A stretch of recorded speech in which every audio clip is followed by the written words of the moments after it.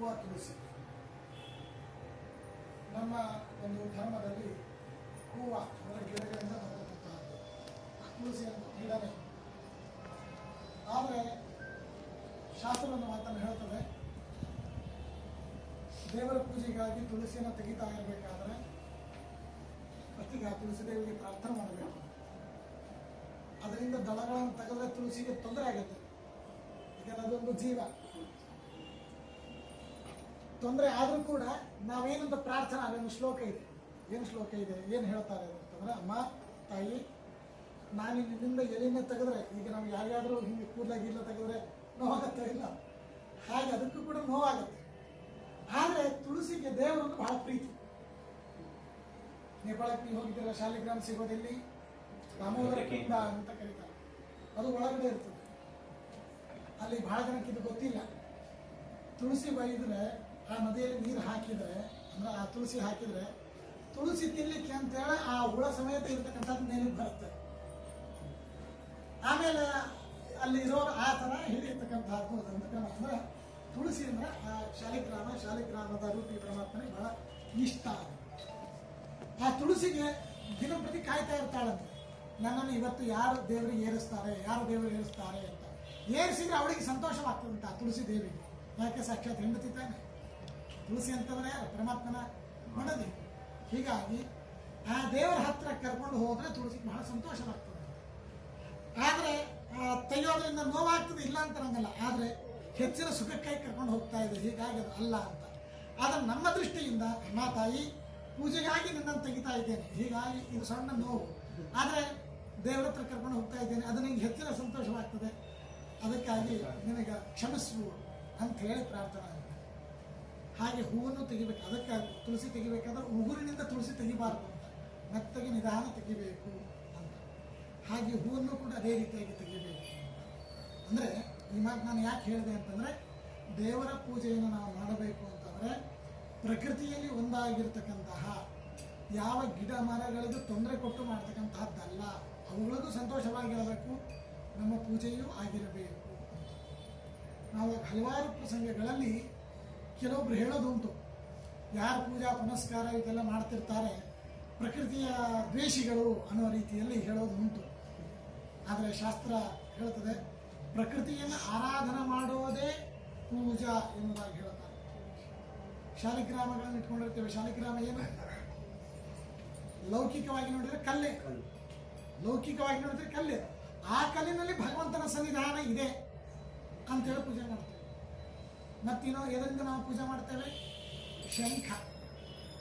ಶಂಖನ ಲೌಕಿಕವಾಗಿ ನೋಡಿದ್ರೆ ಏನದು?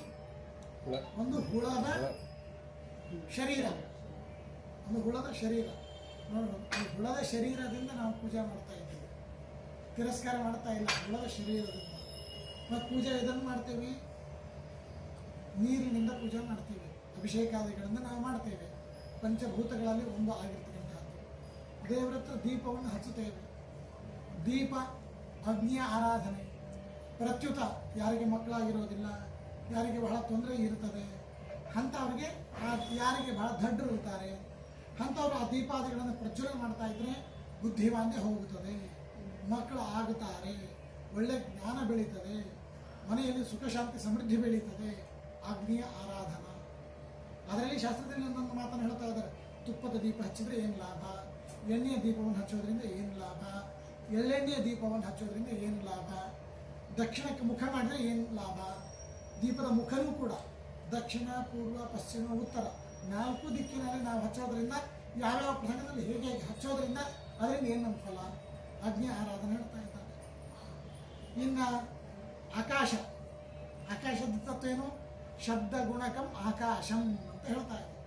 ಆಕಾಶತ್ವ ಏನು? ಶಬ್ದಗಳು ಸಂಚಾರ ಮಾಡ್ತಕ್ಕಂಥದ್ದು. ಇಲ್ಲಿವರೆಗೆ ನಾವೇನು ಮಾಡಿದ್ದೀವಿ?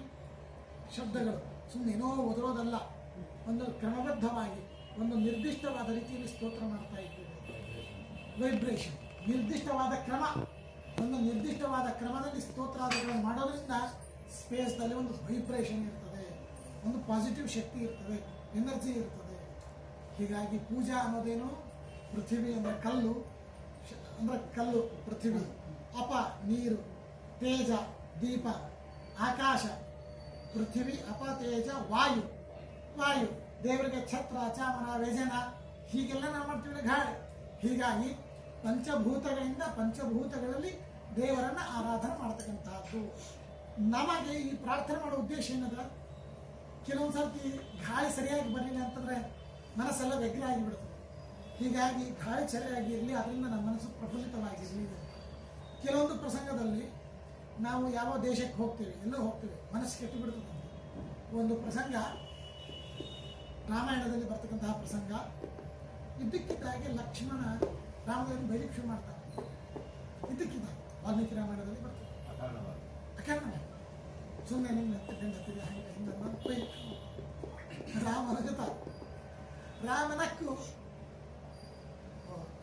ಒಂದೊಂದಲ್ಲಿದ್ದಾಗ ಒಂದೊಂದು ಕಡೆ ಬರ್ತಾ ಇರ್ತಾರಲ್ಲ, ವಿಚಾರ ಮಾಡಿದ್ರೆ ಈ ಭೂಮಿ ಸರಿಯಾದದ್ದಿಲ್ಲ, ಆದಷ್ಟು ಬೇಗ ಅವತ್ತು ರಾತ್ರಿ ಇರ್ಲಿಕ್ಕೆ ಅಲ್ಲಿ ಇರ್ತಾರೆ. ಲಕ್ಷ್ಮಣ ಸರಿ ಹೌದು ನೀ ಹೇಳಿದ್ದೆಲ್ಲ ನಿಜನೇ, ಆದರೆ ಇಲ್ಲಿ ಇರೋದು ಬೇಡ, ಬೇಗನೆ ಬೇರೆ ಕಡೆಗೆ ಹೋಗ್ಬಿಡೋಣ ಅಂತ ಆ ಜಾಗ ಖಾಲಿ ಮಾಡಿಸ್ತಾರೆ. ಆ ಜಾಗ ಬಿಟ್ಟು ಬೇರೆ ಕಡೆಗೆ ಹೋಗೋದ್ರಿಂದ ಹಾಗೆ ಲಕ್ಷ್ಮಣ ಸ್ವಯಂ ಎಂತ ಅಪರಾಧ ಮಾಡ್ತಾರೆ, ಕ್ಷಮ ಮಾಡು ಅಂತಂದ್ರೆ ನೀ ಮಾಡಿದ್ದಲ್ಲಪ್ಪ ಅದು ಆ ಜಾಗದ ಇದರಿಂದ ನಿಮ್ಗೆ ಇದಾಯ್ತು ಅಂತ. ಹೀಗಾಗಿ ನಮಗೆ ಆ ಸ್ಥಳದಲ್ಲಿ, ಅದಕ್ಕಾಗಿ ಶಾಸ್ತ್ರದಲ್ಲಿ ಏನೇ ಮಾಡಬೇಕಾದ್ರೆ ಯಾವ ಸ್ಥಳ ಭೂಶೋಧನ ಮೊದಲಿಗೆ ಹೇಳ್ತಾರೆ. ಯಾವುದೇ ಒಂದು ಪ್ರಸಂಗದಲ್ಲಿ ಭೂಶೋಧನ ಮಾಡಿ ನಾವು ಇದನ್ನು ಮಾಡಬೇಕು ಅನ್ನೋ ಮಾತನ್ನು ಹೇಳ್ತಾರೆ. ಅಂದರೆ ಹೀಗಾಗಿ ಈ ಥರ ನಾವು ಒಳ್ಳೆ ಮಂಡಲಗಳನ್ನು ಮಾಡೋದ್ರಿಂದ, ಆಸನಾದಿಗಳನ್ನು ಮಾಡೋದ್ರಿಂದ, ಕಸ ಬೆಳೆಯೋದ್ರಿಂದ, ಒರೆಸೋದ್ರಿಂದ, ಮಂಡಲ ಮಾಡೋದ್ರಿಂದ ಆ ಜಾಗ ಶುದ್ಧಿ ನಮಗೆ ಆಗ್ತದೆ. ಹೀಗಾಗಿ ಈ ಪಾರಾಯಣ, ಪೂಜಾ, ಪುನಸ್ಕಾರ, ಹೋಮ, ಹವನ ಈ ತರಹ ಅದರಲ್ಲಿ ವಿಶೇಷವಾಗಿ ಯಾರು ಜಪತಪಾದಿ ಅನುಷ್ಠಾನ ಮಾಡ್ತಾ ಇರ್ತಾರೆ ಅಂಥವರ ಪಾದ ಧೂಳಿ ನಮ್ಮ ಮನೆಯಲ್ಲಿ ಬಂತಂದ್ರೆ ದುಷ್ಟಶಕ್ತಿ ಬರಲಿಕ್ಕೆ ಅವಕಾಶ ಇರೋದಿಲ್ಲ ಅಂತ. ಬೇಡಪ್ಪ ಇಂಥ ಪಾದ ಧೂಳಿ ಇದೆ ಅಂತ.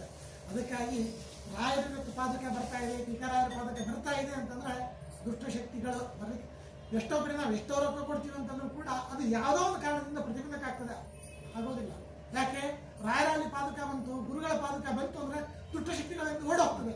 ಆದ್ರೆ ದುಷ್ಟಶಕ್ತಿಗಳು ಆ ಥರ ಪ್ರತಿಬಂಧಕ ಉಂಟು ಮಾಡ್ತದೆ ಅಂತೆ ನಾವಿರಬೇಕಾಗಿದೆ. ಅದಕ್ಕಾಗಿ ರಾಯರ ಪಾದಕ ಬರಬಾರದು ಅಂತ. ಹೀಗಾಗಿ ಅಂದ್ರೆ ಹೇಳೋ ತಾತ್ಪರ್ಯ ಏನಂತ, ಮಹಾನುಭಾವರು ಗುರುಗಳು ಎಲ್ಲಿ ಗುರುಗಳು ಮಹಾನುಭಾವರು ಇರ್ತಾರೆ ಅಲ್ಲಿ ಈ ತರಹ ಆ ಗುರುಗಳ ಪಾದಕ ಪೂಜೆ ಅಂತಾಗಲಿ ಅಥವಾ ಈ ತರಹ ಪಾರಾಯಣ ಅಂತಾಗಲಿ ಯಾವುದು ಆಗಲಿ ಸಾಧ್ಯವಿಲ್ಲ. ಆಗಿದೆ ಅಂತಂದ್ರೆ ಆ ಸ್ಥಳ ಚೆನ್ನಾಗಿದೆ, ಅಲ್ಲಿರ್ತಕ್ಕಂಥ ಅವರಿಗೆ ಅನುಗ್ರಹ ಮಾಡಲಿಕ್ಕೆ ಈ ಥರ ಬರ್ತಾ ಇದ್ದಾರೆ ಅಂತ ಅರ್ಥ. ಏನೋ ನೀವು ಕರೆಸಿದ್ರೆ ನಿಮ್ಗೆ ಹೇಳಬೇಕು ಅಂತ ಇಲ್ಲ, ಇದು ಭಾಗವತ ಹೇಳ್ತಾ ಇದೆ. ಅನುಗ್ರಹ ಇವ ಚರಂತಿ ನೂನಂ. ಎಲ್ಲ ಕಡೆಗೆ ಗುರುಗಳ ಸಂಚಾರ ಯಾಕೆ ಆಗ್ತದೆ? ಎಲ್ಲೆಲ್ಲಿ ಅನುಗ್ರಹವಾಗಬೇಕು ಅಂತ ಅಪೇಕ್ಷೆ ಇರ್ತದೆ ಅಲ್ಲೇ ಆಗ್ತದೆ ಅಂತ ಉಳಿಕಿದ್ದಾಗ ಭಾಗವತ ಹೇಳುತ್ತ ಮಾತು.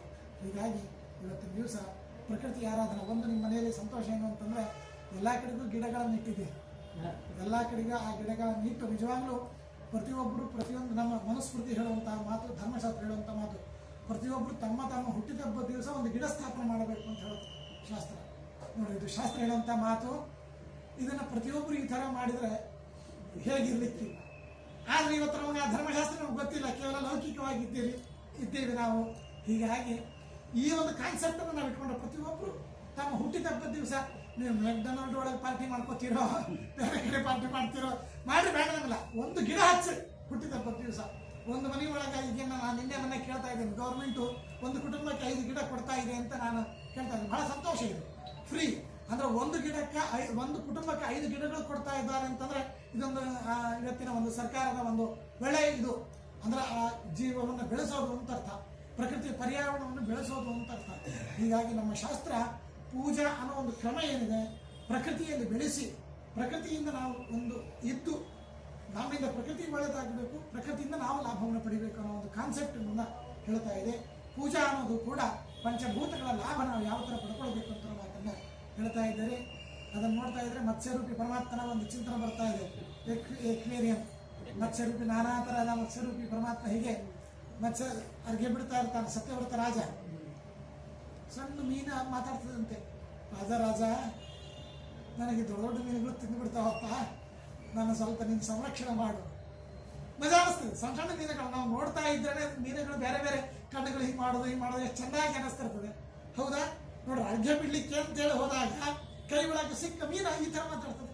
ಅಲ್ಲ, ಚೆನ್ನಾಗಿ ಮಾತಾಡ್ತಾ ಇದ್ದಲ್ಲ, ಮನೆಗೆ ಒಯ್ಯೋಣ, ನನ್ನ ರಕ್ಷಣೆ ಮಾಡೋ ಅಂತ ಕೇಳ್ತದೆ ಮೀನು. ಸರಿ ಆಯ್ತು ಅಂತ ತಿಳ್ಕೊಂಡು ಮನೆ ಒಳಗೆ ಮನೆಯೊಳಗೆ ಪ್ರಾಚೀನ ಕಾಲದಲ್ಲಿ ಗಚ್ಚು ಅಂತ ಕರಿತಾನೆ, ಗಚ್ಚಿನೊಳಗೆ ಹಾಕ್ತಾನೆ.